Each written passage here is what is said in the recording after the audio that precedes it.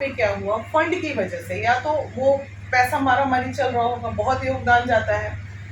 हल्के फुल्के 10,000, 20,000, 50,000 वाले डॉक्टर, प्रैक्टिशनर डॉक्टर वो लोग रख लिए होंगे, जो कि सबसे पहले रेखा को ये संदेश देना चाहेंगे, उसके मनोबल को टूटने मत देना बेटा तुम।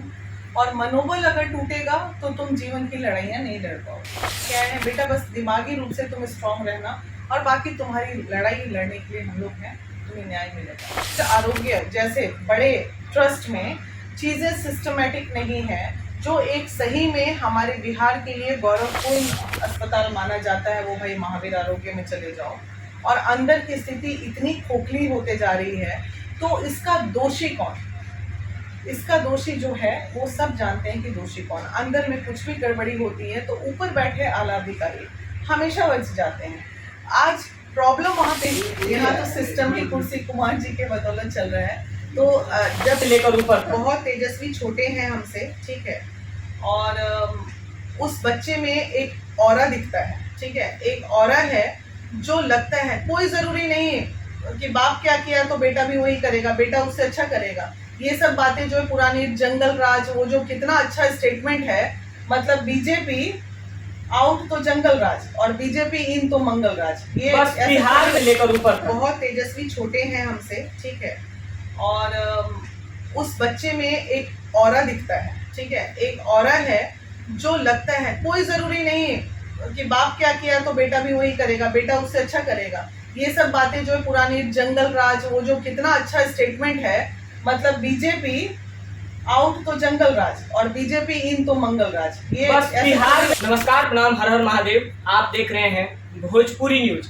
आज हम लोग बिहार की नारी शक्ति को देख रहे हैं, जिस प्रकार से कि सभी जगह चलकर जैसे कोई भी महिलाओं को संरक्षण दिलाना हो या महिलाओं की आवाज़ उठाना हो, तो इस कड़ी में महिला विकास मंच का बहुत अहम अदा रहता है।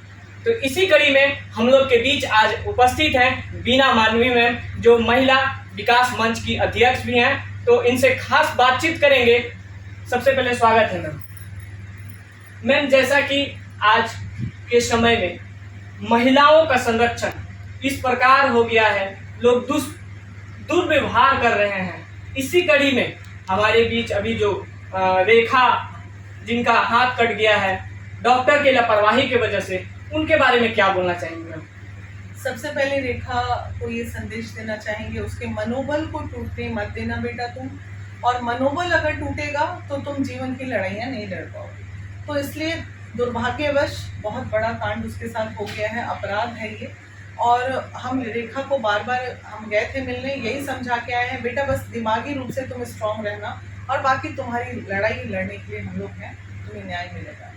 जिस प्रकार में बिहार का स्वास्थ्य व्यवस्था चरमरा चुकी है, एक स्वास्थ्य कर्मी के वजह से एक नवयुवक लड़की का, जिनका बहुत जल्द ही विवाह होने वाला था, उनका हाथ कट गया। उस स्वास्थ्य व्यवस्था के बारे में क्या बोलना चाहेंगे मैम? देखिए, स्वास्थ्य व्यवस्था चरमरा गया, तो इस चरमराने के पीछे दोषी कौन?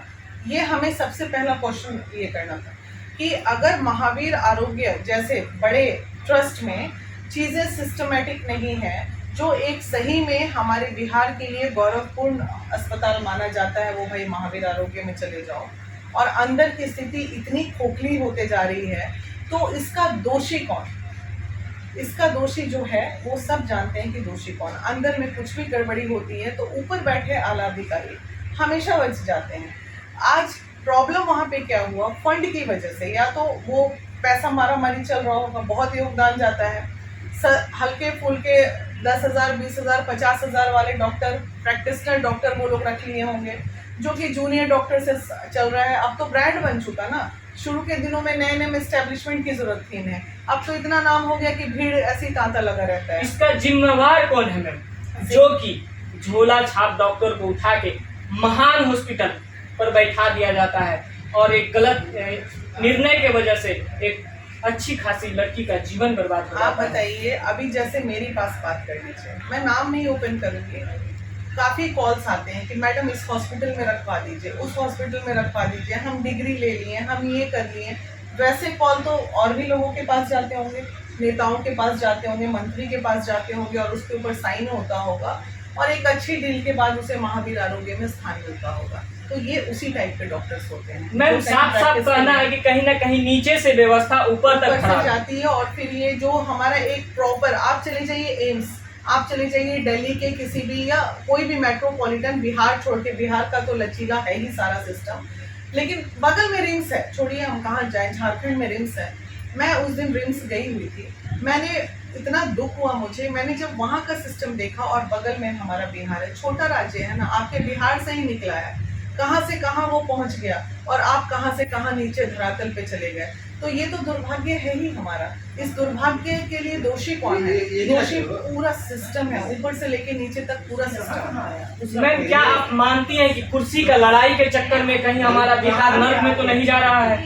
तो कुर्सी, यहाँ तो सिस्टम की कुर्सी कुमार जी के बदौलत चल रहा है। तो जब हम कैपेबल होते हैं किसी चीज़ों को देखने के लिए, जिस दिन हमें महसूस हो जाएगा कि नहीं अब मुझसे काम नहीं हो रहा है, मैं अपनी बात बता रही हूँ, मुझे जिस दिन महसूस हो जाएगा कि अब मैं नहीं कर पा रही हूँ, उस दिन मैं अपने पीछे वाले लोगों को आगे लाऊंगी ना कि चलो ठीक है, हर व्यक्ति की काम करने की एक क्षमता होती है। 50 साल के बाद उसके डिटोरिएशन स्टार्ट हो जाते हैं, 50 साल के बाद क्षमता कम हो जाती है। और जो अभी 5 दिन हुए हैं सरकार बदले, तो हम कितना सरकार को दोष दें? हम तो जो पहले थी उसी को दोष देंगे ना। तो सारे सीनियर सिटीजन जब सरकार चलाने लगेंगे तो युवाओं का क्या होगा? युवाओं का तो बेड़ा गर्क होना ही है। अनुभव से आप बैठे बैठे आप एक ऐसे स्थान पे जाइए जहाँ पे आप अनुभव दीजिए और अपने युवाओं को फील्ड में दौड़ा के काम कराइए।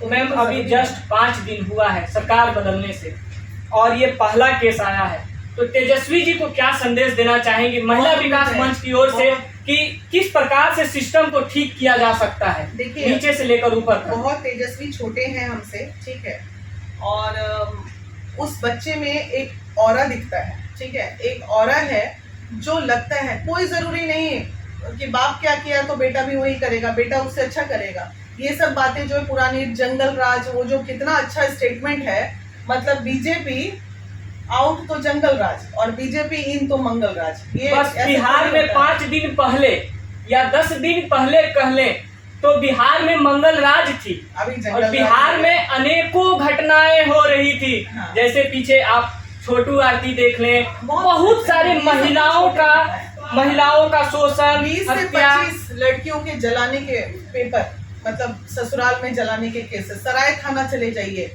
भ्रष्ट, मतलब पूरे थाना में अगर कोई थाना आपके बिहार में भ्रष्टाचार में अगर देखा जाए तो वैशाली के थाना, वैशाली में जितने थाने भ्रष्टाचार में हैं उतना कहीं का थाना नहीं होगा।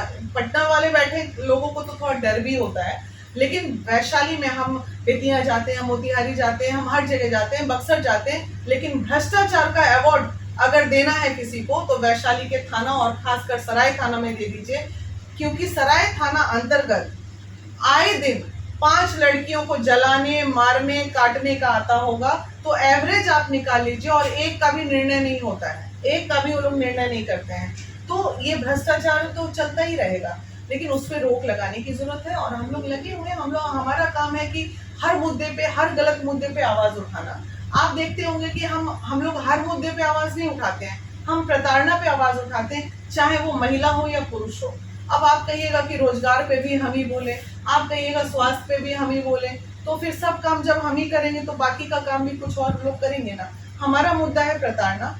वो बच्ची रेखा प्रताड़ित हो रही है, उसको न्याय दिलाना हमारा काम है इसमें, और वो हम बखूबी कर रहे हैं। लेकिन उसमें भी एक बहुत बड़ी बात है, क्वेश्चन मार्क है रेखा के परिवार वालों पे कि उन्होंने अभी तक FIR क्यों नहीं दर्ज किया और किस बात का उन्हें इंतजार है। मैम रेखा के परिजनों से बताया जा रहा है कि वो केस करने जा रहे हैं थाना में, बस उनका केस नहीं लिया जा रहा। लेकिन कल का PC में यानी कि प्रेस कॉन्फ्रेंस में बताया गया कि एक वकील हैं जो वो केस की हैं, तो इसके बारे में क्या आपको जानकारी है? वकील साहब के बारे में नहीं, हम लोग उस दिन भी एहसास हुआ कि एक वकील है जो मीडिएट करना चाहते हैं, तो उनसे भी हम लोग बोले कि आप जो भी करना चाहते हैं, आपको लगता है कि थाना में नहीं ले रहे हैं, प्राथमिकी दर्ज नहीं हो रही है, तो हम लोग उस पर सहायता करेंगे, जो हम लोग कर सकते हैं वो करेंगे। वकील का दावा है कि मैंने केस किया है। अगर केस किया है तो केस अभी तक आगे क्यों नहीं बढ़ा?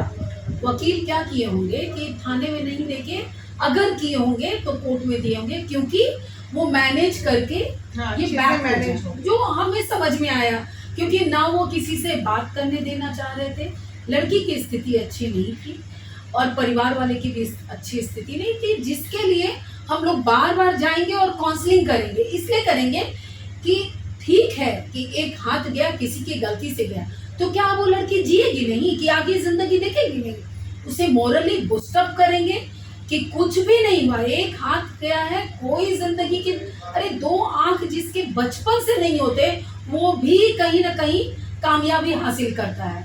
आपके तो हाथ किसी एक्सीडेंटल चले गए हैं, और ये चाहे किसी भी की भी गलती हो, मैम बताया जा रहा मजबूती से है, आगे बढ़ना चाहिए। जिस तरह बताया जा रहा है कि परिवार वाले सदमे में हैं, उनके पिता माता पागल के रूप में आ गए हैं, तो उनके लिए क्या संदेश देना चाहेंगे मैम? हम सबका सहयोग होगा, हम उनको उस सदमे से उबारने की कोशिश करेंगे। ऐसी कोई बड़ी घटना नहीं हुई है, ये समझाने की कोशिश करेंगे। वो मान चुके हैं कि हमारी जिंदगी, हमारी छोटी बेटी की जिंदगी खत्म हो गई है। हम उनको बताएंगे कि एक हाथ आपकी बेटी का गया, कुछ भी नहीं हुआ है, इसको आप मानिए। ये सोच लीजिए सड़क पे चल रहे थे, मतलब अपने आप को जीने के लिए समझाना तो होगा ही। यही जिंदगी तो खत्म नहीं हो रही, अभी युवा है, बहुत कुछ कर सकती है। उसको अगर किसी रोजगार से जुड़ना चाहेगी, उसमें हम सहायता करेंगे। हम यथासंभव कोशिश करेंगे, महिला विकास मंच किसी न किसी तरह से उस लड़की को जोड़े। सरकार से भी हम लोग गुजारिश करेंगे, उसको अगर जॉब दे सके तो दीजिए, किसी चीज में स्किल की सहायता तो हम करेंगे। जो भी यथासंभव, ये उसको आगे जीने के लिए कटिबद्ध होना चाहिए, आगे बढ़ना चाहिए।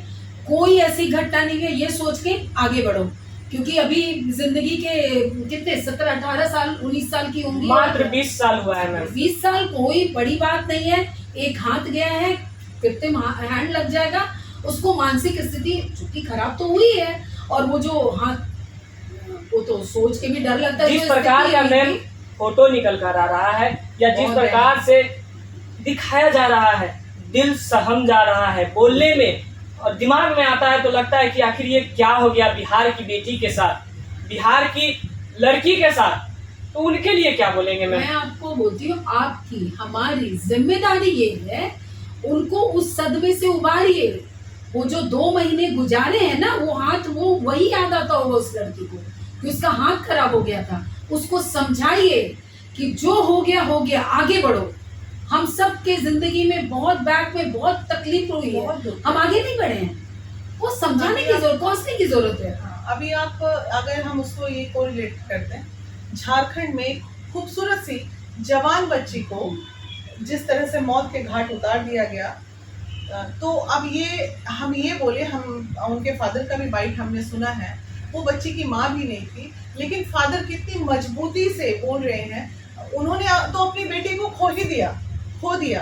तो लेकिन यहाँ पेरेंट को भी मेंटली, अगर पेरेंट ही कमजोर पड़ जाएंगे तो बच्चा का मनोबल तो ऐसे ही टूट जाएगा। तो ये तो गलत हो रहा है। अगर पेरेंट अपना आपा खो रहे हैं इस केस में, आपकी बेटी तो जिंदा है।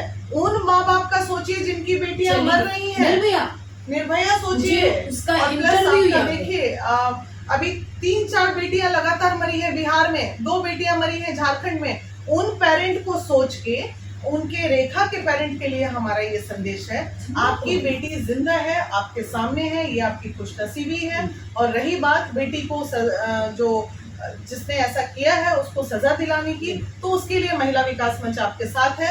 अगर आप चाहें तो हमारी मदद ले सकते हैं। मैम, जिस प्रकार से डॉक्टर रत्नेश के द्वारा ये गलतियां की गई हैं, तो उनके लिए कौन सा सजा सख्त होगा जो कि हमारी बहन, बिहार की बहन रेखा के लिए उचित होगा? उनके लिए फिलहाल अगर आप सामाजिक तौर पे पूछेंगे तो एक ही सजा है, उनके सर्टिफिकेट्स को सीज करना गवर्नमेंट के द्वारा, और ताकि आगे वो प्रैक्टिस ना कर सके, और वो एक मौत के समान अपने जीवन को, तो ऐसे ही मर जाएगा इंसान। और दूसरी सजा तो कानून तय करेगा। जब तक FIR नहीं होगा तो सजा तय करने वाले हम कौन होते हैं? मैम, जिस प्रकार से रत्नेश कुमार को रखा गया, तो कहीं ना कहीं ये सिस्टम में ही कोई बड़ा दोषी तो नहीं है, क्यों उस प्रकार का डॉक्टर को लाकर रखा जा रहा है एक बड़ी संस्था में? मैंने पहले बोल दिया है ये बात कि सिस्टम ऊपर से नीचे डैमेज है। अभी सबसे पहला स्टार्ट ही इससे हुआ था, सिस्टम ही डैमेज है, पूरे सिस्टम पे केस होना चाहिए। लेकिन जिसको हम आप बैठ के यहाँ बात कर रहे हैं, जिसको केस करना है वो केस ही नहीं कर रहा है, तो हम और आप समय क्यों बर्बाद कर रहे हैं अपना? जिसके ऊपर दुख गिरा वो जब तक नहीं चाहेगा कि मुझे न्याय मिले, तो हम लोग कितना न्याय दिला देंगे बोल के? ये बताइए, हम आपसे सवाल पूछते हैं कि वो रेखा का परिवार अभी तक क्या कर रहा है? जिस दिन उसका रिएक्शन हुआ था, जिस दिन हाथ गल रहे थे, जिस दिन वो टपक रहा था, हाथ में बदबू आ रही थी, एफआईआर तो उसी दिन बनता था 2 महीने पहले। अब तो हाथ कट गया, तो आपको ऐसा नहीं लग रहा है कि कहीं ना कहीं लापरवाही पेरेंट्स की है, कि पेरेंट की लापरवाही की वजह से अभी तक कार्य नहीं चल रहे हैं? 2 महीना बीत गया, एफआईआर नहीं हुआ। तो इतना भी जमाना नहीं सीधा है भाई कि एफआईआर नहीं कर रहे हैं, थाने को दोष दे रहे हैं। मैंने खुद बोला कि भाई तुम आओ, हम तुमको लेके चलते हैं एफआईआर कराने। कौन थाना है जो नहीं लेगा एफआईआर ऐसे मामले में? तो वो तो आए नहीं हमारे पास। तो जरा समझिए, दुनिया को भी समझने की जरूरत है। हर बात के लिए हम सरकार को और प्रशासन को दोष नहीं दे सकते हैं। चलते चलते मैम, जो प्रताड़ित महिलाएं हैं जो आपको देखकर आगे आने चाहती हैं या आ रही हैं, उनके बारे में क्या संदेश देना चाहेंगी? महिलाओं के लिए खास विशेष। महिला विकास मंच की ओर से आपके लिए एक ही संदेश है कि अगर आप महिला हैं, सर्वप्रथम अपनी मर्यादा, अपनी जो कार्य है, शैली है, उस पे और अपने संस्कार पे हर महिला को ध्यान देना चाहिए। इन तमाम चीजों के बाद अगर आप कहीं सताई जा रही हैं, परेशान हो रही हैं, और उन परिवारों की जिनकी बेटियां शोषित हो रही हैं, जिनकी बेटियां किसी कारणवश नहीं रही इस दुनिया में, उन्हें न्याय नहीं मिल पा रहा है, उन तमाम महिला के परिवार और महिला के लिए एक संदेश है कि आप हमारी मदद ले सकते हैं। महिला विकास मंच में आप संपर्क कर सकते हैं। अगर आपको कानूनी रूप से कहीं पे आपको कोई हेल्प नहीं कर रहा है, तो हमारी मदद से शायद आपको प्रशासन हेल्प करेगा। मैम, एक सवाल है मेरे मन में, गांव ग्राम से जो महिला बहुत ज़्यादा प्रभावित हो रही हैं, वो आप तक कैसे संपर्क करें? किन नंबरों से बात करें? या फिर कोई वेबसाइट हो, या फिर मैं बता देती हूँ। महिला विकास मंच फेसबुक पे वीना मानवी डालने से, महिला विकास मंच बिहार, महिला विकास मंच झारखंड, महिला विकास मंच जयनगर, मधुबनी, कोई भी जगह का महिला विकास मंच जब फेसबुक पे डालिएगा, आपको हर जगह का पेज अलग अलग जिले के हिसाब से दिख जाएगा। आप जिस जिले से हैं उस पर आप मैसेज छोड़ दीजिए। अगर फेसबुक पे नहीं है तो वीना मानवी डालिए। मेरा नंबर जग जाहिर है 8409919733, जो कि हमारे कार्यालय का नंबर है। उस पर आप मैसेज कर दीजिए। अगर फ़ोन कई बार नहीं भी उठता है तो उसके लिए नाराज़गी नहीं दिखाना है। दूसरा नंबर, बहुत जल्द हम अभी टोल फ्री नंबर लेने जा रहे हैं जो पूरे देश में रहेगा। पूरे देश में, चूंकि महिला विकास मंच 6 राज्यों में चल रहा है हमारा, तो वो 6 राज्यों के लोगों के लिए टोल फ्री नंबर आ रहा है, उस पर वो कॉल कर सकते हैं। बहुत बहुत धन्यवाद। ये थी वीना मानवी मैम, महिला विकास मंच की अध्यक्ष। इसी तरह खबरों को देखने के लिए भोजपुरी न्यूज को सब्सक्राइब कर लें और बेल आइकन को जरूर दबाएं। धन्यवाद।